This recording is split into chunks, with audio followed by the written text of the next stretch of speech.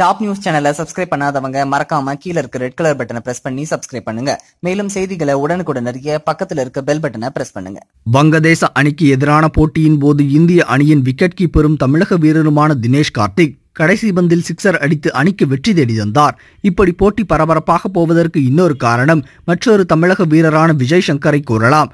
ஏனெனில் போட்டியின் நெருக்கடியான கட்டத்தின் போது, அதாவது 17வது ஓவரில் 4 பந்துகளை வீணடித்தார். அதன் பின்பு 8 பந்துகளில் 29 ரன்களை குவித்து தினேஷ் கார்த்திக் அதிரடி காட்டினார். இதனால் இவர்கள் இருவரையும் வைத்து நெட்டிசன்கள் போட்டி முடிந்த அடுத்த நொடியே இரவு நேரத்திலே மீம்ஸ்களை கிரியேட் செய்து அதனை இணையதளத்தில் பதிவேற்றம் செய்து வந்தனர்.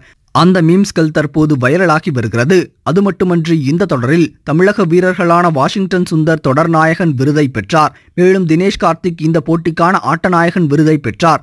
மேலும் இந்த போட்டியில் எப்பொழுதும் வழக்கமாக தினேஷ் கார்த்திக் முன்வரிசையில் இறங்காமல் அவருக்கு பதிலாக விஜய் சங்கர் இறக்கப்பட்டார். இது ரசிகர்களுக்கு பெரிதும் ஆச்சரியத்தை ஏற்படுத்தியது. அதற்கான காரணத்தை ரோஹித் சர்மா கூறியதாவது: போட்டியின் போது 18 மற்றும் 20 ஓவரில் வங்கதேச அணியின் முஸ்தபிசுர் ரஹ்மான் பந்து வீசுவார் என்று தெரியும். ஆனால் அந்த கட்டத்தில் ஒரு அனுபவம் வாய்ந்த வீரர் கண்டிப்பாக இருக்க வேண்டும் என்று எண்ணினோம். அதன் காரணமாக விஜய் சங்கரை முன்னர் இறக்கினோம். நாங்கள் வைத்த நம்பிக்கையை தினேஷ் கார்த்திக் காப்பாற்றி விட்டார் என்று ரோஹித் சர்மா தெரிவித்தார். இந்த தகவல் உங்களுக்கு பிடிச்சிருந்தா லைக் பண்ணுங்க, கமெண்ட் பண்ணுங்க.